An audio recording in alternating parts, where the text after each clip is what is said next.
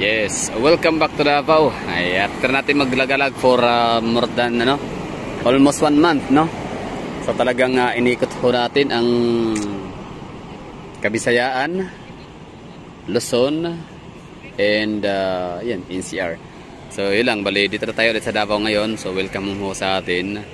Diyan ho tayo lumabas sa isa, sa kabila, exit ng mga sasakyan. Tapos makikita ho natin dito si Wison. Basta W, no? Yung kaya na yan kay Pastor Apollo Kibuloy na fast food restaurant na dating McDonald's na ngayon ay W na siya. Wisin, I don't know, kalimutan ko. Basta nakakain ako dyan, masarap dyan. So minsan gagawa tayo ng review, honest review. So yun lang, bali nakakatawa lang ang Davao City kasi kapag dati kasi ang Davao City sa mga hindi nakakaalam, balikan natin mga 10 years ago. Hindi naman ganito ang itsura ng ng diversion road na to dito sa may airport pagkalabas mo. Maganda siya dati kasi nga lush greenery, peaceful, basta lugar to na tahimik.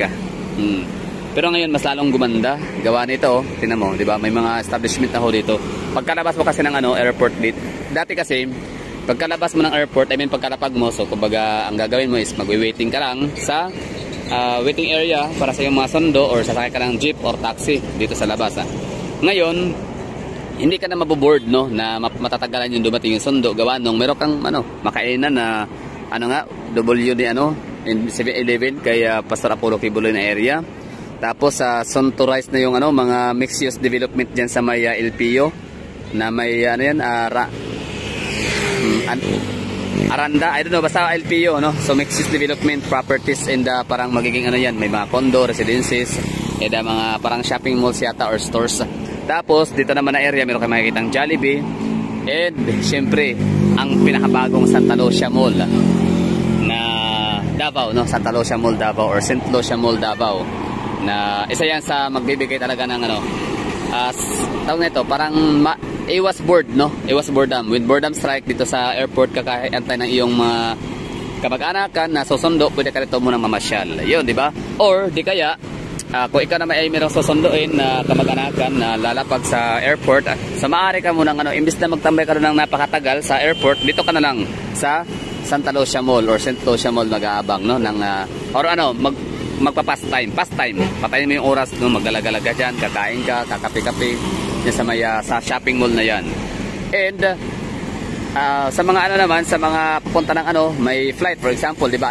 Alam naman natin mga Pilipino na meron tayong tatawag na Filipino time, pero when it comes to airport, when it comes to flight, napaka-early ho talaga natin gawa, no? Ayaw talaga nating ma-experience yung maiwanan ng flight.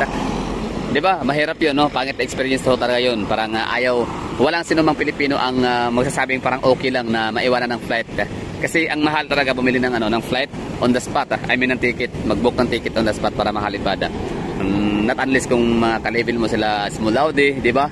So yung mga ganong yaman, no? Level lang kaya ng mga rich people, mga elite or tawag nito mga rich kid. So okay lang na on the spot ka bibili ng ticket. Pero kung kagaya sa akin na ako'y talagang masyadong tipid, budget meal talaga sa mga gala, sa mga flight, sa mga biyahe, for example, yung 3,000 plus na ticket, medyo na ako niyan, no? Medyo magdadalawang isip na ako niyan, hindi mo na ako bibili niyan. Pero nasa mga 1,000 plus lang hanggang 2,000 plus, medyo afford ko yan. So okay lang sa akin. Pero pag on the spot na booking, nasa 12,000, 10,000, pinakamura yata as far as I know, nung huli kong sinubukan na mag-flight, mag-book ng flight on the spot is 8,000 pesos pinakamura.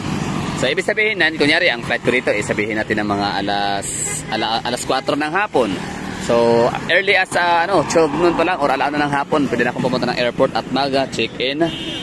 Tapos yun, papasyal muna ako dito. Imbis na tumambay doon sa loob, wala naman kasi masyadong aliwan doon Hindi ka masyadong, walang aliw, no? Maliban na lang sa pagiging vlogger, medyo nakakatulong din yun, no? Para pang pastime. So habang nag-aantay ako ng flight, ng boarding time, so ako muna ay magliliwaliw sa loob. Tapos yun, gagawa ng content, magpa-vlog. So one day, hindi ko nagagawin yung doon sa loob magpapatay ng oras or mapapastime. Dito na lang sa Santa Lucia Mall. So yun lang, no? Ang ganda lang itong lugar talaga na to kasi na-develop na ho talaga siya. Nagkakaroon tayo ng shopping mall. And hindi lang yan, madadagdagan pa yan, di ba? So ngayon, St. Lucia Mall, Jollibee, Tapos yung dating McDonald's ni Pastor Apollo Kibuloy, 7-Eleven, tapos yung LPO. Madadagdagan pa yan panigurado kasi alam naman talaga natin no, na once na mayroong makapag-umpisa lang talaga na mag-develop sa isang lugar, mag-invest ng mga tatayo ng mga infrastructure, gulat ka na lang, biglang may magsusulputan na yung mga condominium, hotel, and iba pang mga establishments, commercial establishments. So yun lang, nakatuwa lang dito kahit gabi, ganda ng Davao, no? So nakakamiss siya. So kung ako nga, ano lang, buwan lang ako nawala sa, almost 1 month lang ako nawala sa Davao. Pero ito, na-miss ko ulit ang Davao City. So kumbaga, wini-welcome ko rin sarili ko dito. Welcome home sa maligayang pagbabalik ka. So maraming thank you kay First Captain Suzuki for bringing us safe and sound, no, for landing the plane, the aircraft safely dito sa Davao City. Kaya ito, safe and sound ho tayo.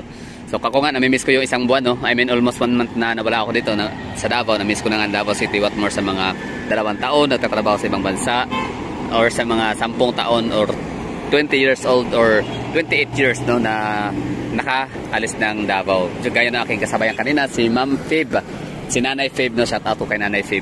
71 years old, coming from Narita, Japan. I mean, yun, from Narita, Japan, all the way to Manila, tapos Davao. So, yun, talagang namiss siya rin siguro ang Davao City. Meron nga siyang mga sinasabi kanina na dati daw, dito daw yung tapos ganyan. So, ibig sabihin, medyo naninibago na siya sa lugar, no? Naiba na kasi yung landscaping sa lugar ng Davao. Ang dami ng mga pinagkaiba, ang dami na nagbago.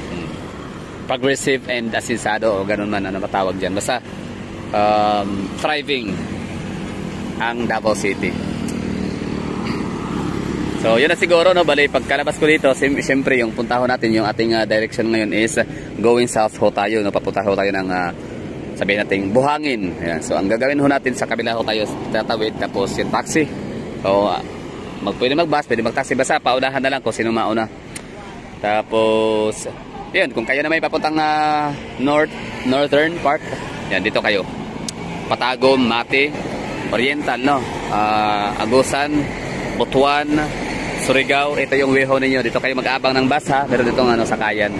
So, ang dami ko na mga nagawang video, content, tutorial, and guide kung paano makapunta, makawis yung mga respective areas, respective provinces and municipality kapag kalapag nyo dito sa airport, pagkalabas ng airport. So, alam nyo na yun. Marami akong mga tutorial and guides. So, pwede nyo gawin yun. Pwede nyo i-request sa akin yung link para ako na maghanap para sa inyo, and ipipaste ko na lang sa inyong comment reply para makita nyo yung tutorial and guide paano papuntang Digos, Jinsan, mga ganong area, or dito ba sa may bandang northern part of Davao and eastern part of Mindanao. Ingats! Ayan, dito na ako, airport, labas. Ayan, Kibuloy, Jose Maria College by Pastor Apollo Kibuloy. Tapos ito yung mga taxi waiting in line. Tapos ito yun, highway diversion road. And syempre the first ever Santa Lucia Mall in Mindanao. And Jollibee. Tapos ito yung abangan ng mga sasakyan, mapa-jeep, taxi or bus. Pero syempre taxi tayo. Pero parang natutulog yata. Meron talaga akong golden rule. Ang taong tulog, wag gisingin.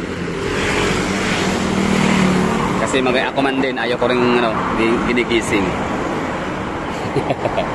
Ayun, umandar pala. Sakyan na ba natin? Okay, thank you, ingat. So maraming salamat sa mga nanonood lagi, walang sawang suporta.